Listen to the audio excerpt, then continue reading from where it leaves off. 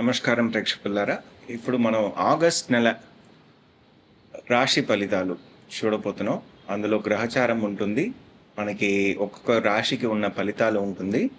అదేలాగా వాళ్ళకి ఉన్నటువంటి రెమెడీ ఏమిటి అన్నది కూడా ఉంటుంది. వీడియోని తప్పకుండా లాస్ట్ వరకు చూడండి. ఇప్పుడు గ్రహచారం ఎట్లా ఉందంటే మనకి 18వ తారీఖు వరకు సూర్యుడేమో కర్కటక రాశిలో ఉంటాడు. తర్వాత మనకి సింహరాశికి వచ్చేస్తాడు. అదేలాగా మనకి మంగళుడు కుజుడు మనకి మిథున రాశికి వచ్చేస్తున్నారు 4వ తారీఖున. బుధుడేమో మనకి 6వ తారీఖున కర్కటక రాశికి వచ్చేస్తున్నారు. శుక్రుడేమో మనకి కన్యా రాశికి వెళ్ళిపోతున్నారు. అదేలాగా మనకి రాహు కుంభరాశిలో ఉన్నారు. శనీశ్వరుడు వక్రంగా మీనరాశిలో ఉన్నాడు. కేతు ఏమో సింహరాశిలో ఉన్నాడు. ఇదనమాట బేసిక్ గ్రహచారం.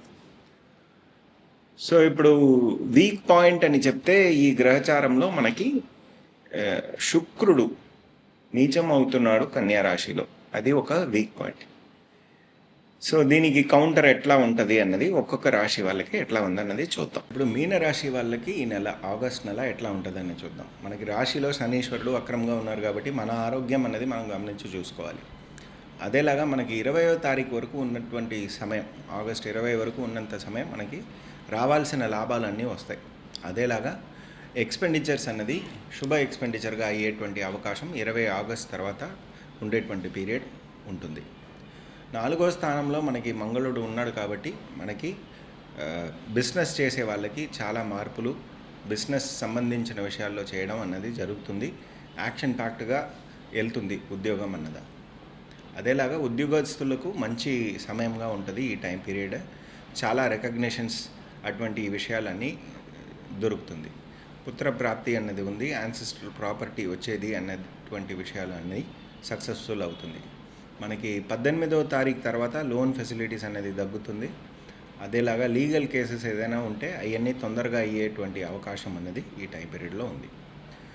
మనకి 7వ స్థానాన్ని మంగళుడు చూస్తున్నాడు కాబట్టి అక్కడ శుక్రుడు ఉన్నాడు కాబట్టి మనకి కొద్దిగా ఆరోగ్యం అన్నది గమనించి చూడాలి. ఎస్పెషలీ లైఫ్ పార్ట్నర్ ఒక ఆరోగ్యం అన్నది గమనించి చూడాల్సిన ఒక విషయంగా ఉంటుంది. దానికి సంబంధించి ఎక్స్పెండిచర్స్ అన్నది ఎక్కువ అయ్యే అవకాశం కూడా ఈ టైం పీరియడ్లో ఉంది. అది మనకి 23వ తారీఖు తర్వాత ఈ ఎక్స్పెండిచర్స్ అనేది ఎక్కువ అయ్యే అవకాశం కూడా ఉంది. ప్రాపర్టీ కొనడానికి కూడా మంచి సమయం. అదేలాగా ప్రాపర్టీ మనకి రావడం, యాన్సెస్ట్రల్ ప్రాపర్టీ ఇలాంటి విషయాలు మనకి రావడానికి కూడా మంచి సమయంగా ఈ టైం పీరియడ్ మనం చూసుకోవచ్చు. బేసిక్గా శనీశ్వరుడు వక్రంగా ఉన్నారు కాబట్టి మన ఆరోగ్యం జాగ్రత్తగా చూసుకోవాలి. దానికి తగ్గట్టు కొద్దిగా ఎక్సర్సైజ్, రెగ్యులర్ చెకప్స్ అవన్నీ చేసుకోవాలి.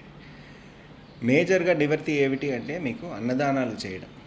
ఎస్పెషలీ మనకి శనివారం రోజున, సోమవారం రోజున ఈ 2 రోజులు మీరు అన్నదానాలు చేస్తూ ఉంటే మంచి ఫలితాలు మీకు వస్తుంది. ధన్యవాదాలు.